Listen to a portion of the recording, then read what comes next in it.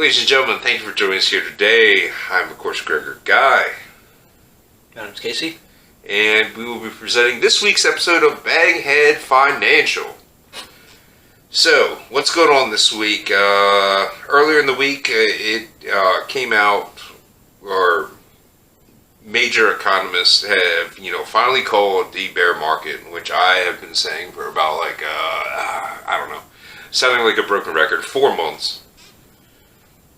Bear market in, traditional finance, obviously, as well as, the crypto space, basically any investment avenue, we will say.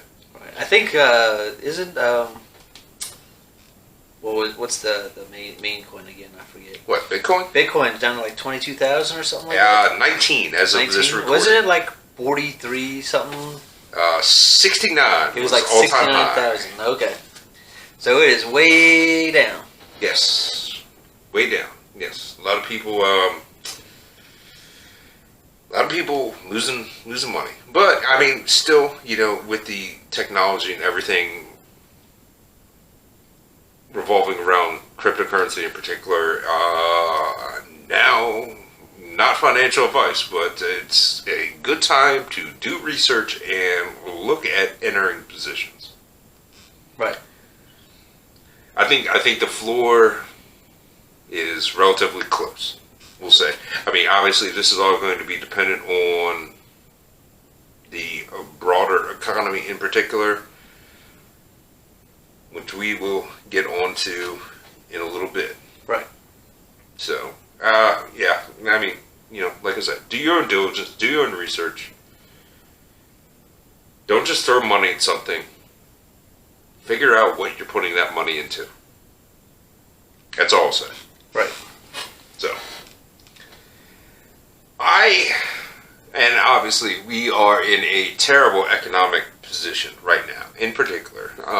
One of the main driving forces behind the inflation of goods and products are fuel prices. As we are all aware, Yep. the fuel prices are, I mean, they just keep going up and up and up and up and up and up. Yeah. I did see, I mean, it hit, in our particular area of Maryland, $4.99 for a gallon of gasoline it was that for like a week. But when I was on my way home, I was driving past the gas station, didn't have to get gas, but I saw it drop like 10 cents a gallon. Now, obviously, the President of the United States, Joe Biden, wrote a letter to the major oil companies asking why they were recording record profits while gas was $5 a gallon in this particular area. Now, if you don't know the response from ExxonMobil, they you need to go read it, because I thought it was actually relatively humorous, we'll say. I mean, just making light of a terrible situation. So, I don't know what to say to that. But that got me thinking.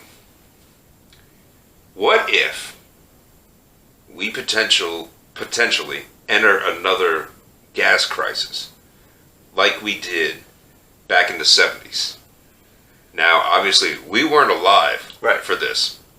So I spoke with 2 individuals that were and lived through it. Right.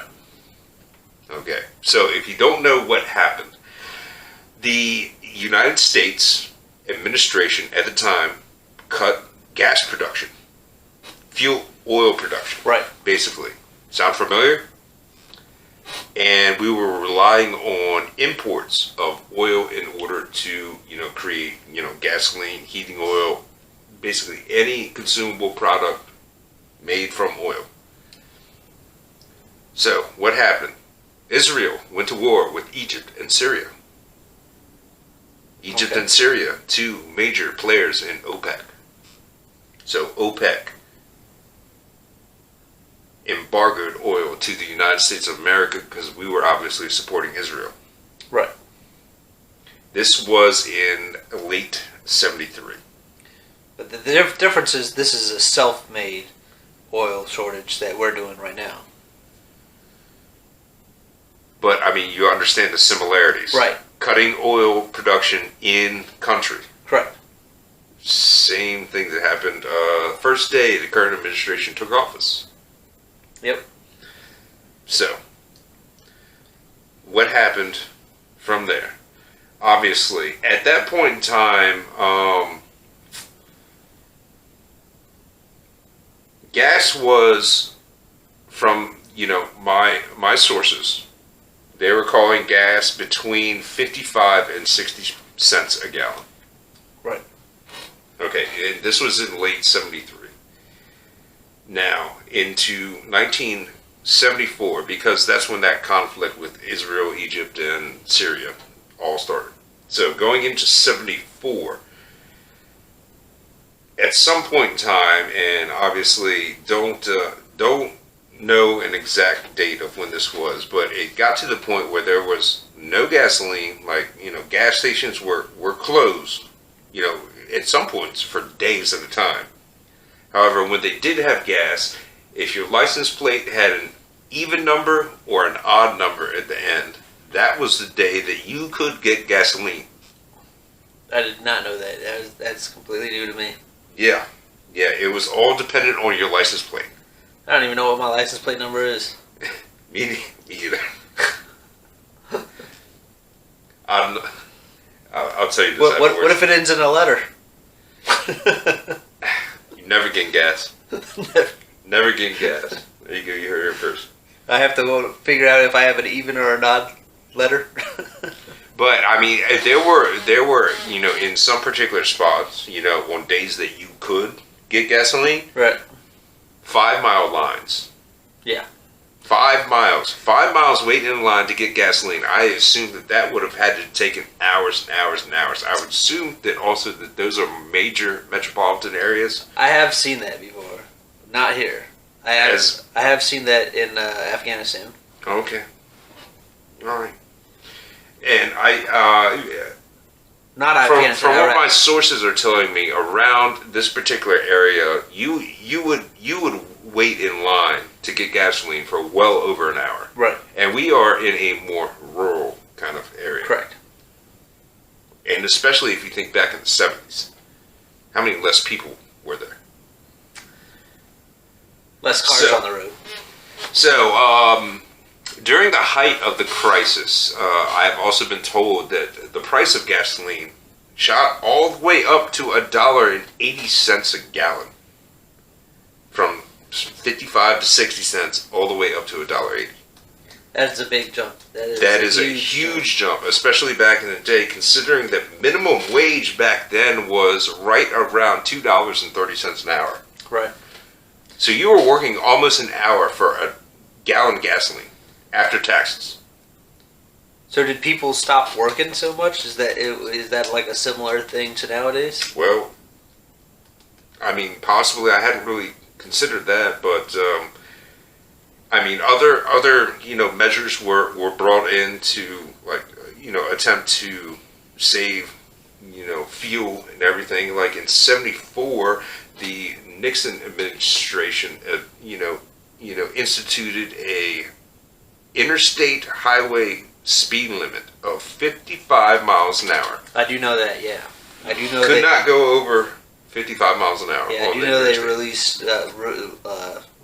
the speed limit in order to so that you wouldn't spend as much gas on the road. Yes, and that also led to a lot of the car manufacturers making more fuel efficient vehicles. Correct. We will say, because obviously in the 60s and early 70s, that was like the muscle car era. Yep. And they were a little hard on gas, we'll say. So that also led to the creation of the Department of Energy in 1977. Okay. Which stemmed from the beginnings of this crisis. Should also be noted that I was told that in 1969, gasoline was 27 cents a gallon.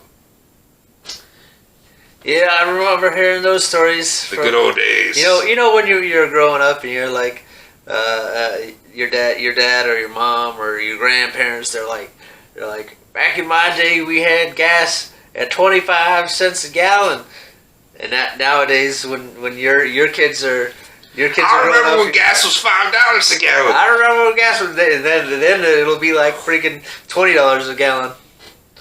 In 2051 or something. Okay, all right, wait. That's a good point that we are going to circle back around to and close the video out with. But another metric that I found interesting was that of the 100 million barrels of oil that is consumed daily, the United States consumes 20 million of those 100 million barrels. I just found that kind of interesting. You use a lot of energy. I mean, you have on the rise. You have China. You have India. All around the world, everybody. The more we're just consuming more and more oil every day. Yes. And yeah, I mean, I 100% agree with that assessment. And obviously, they want to go to more of, electric vehicles and everything. But guess what? We have a lithium shortage as well. So yeah, it's not going to work out too well. And what do you do? Even so, it costs gas to get lithium To out of the ground. Yes, to mine it and refine it, Right. to turn it into these batteries. So Are you actually saving the world by making electric cars?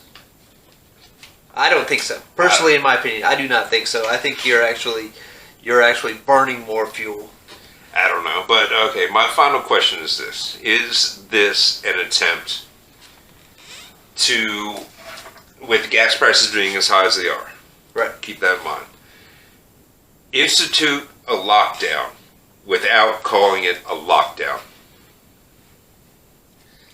No, I think it's just some idiots in charge of the government trying to decide that we want to go to a more And you fuel don't think that they want I don't think it's about a lockdown. I think it's about But I mean, people aren't going anywhere. People can't go anywhere. People are struggling. right, but that's not their goal. Their goal, in my opinion, is to try to make a more energy efficient world or country.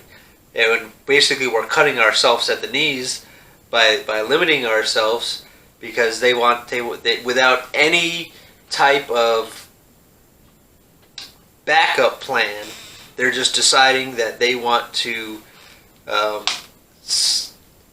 make us have cleaner air and more energy efficient, but that's just not the way that it kind of works. Right, but at the same point in time, if they keep people in their houses, guess what? They're not using fuel. That's true. Well, I mean, do you think they would if we were 100% electric, if the country was 100% electric right now, we never burn any fuel whatsoever? Do you think they would still be trying to institute a lockdown?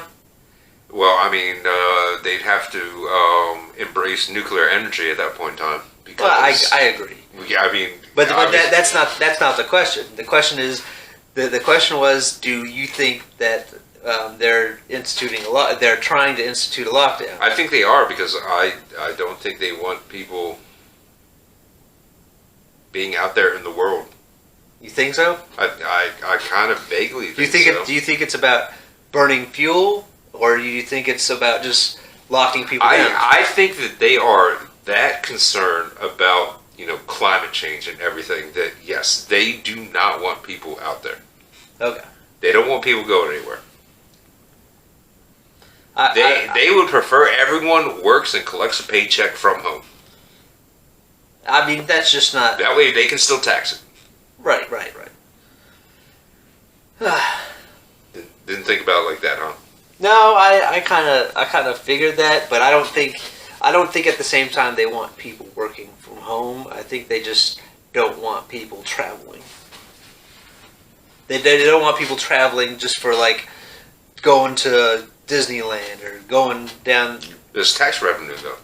I understand. So their plan isn't completely thought through, though. Yeah, is it? yeah, well, yeah. Shocker! Imagine that. Politicians didn't think it planned through. Right. But, anyway, we'll go ahead and end it there.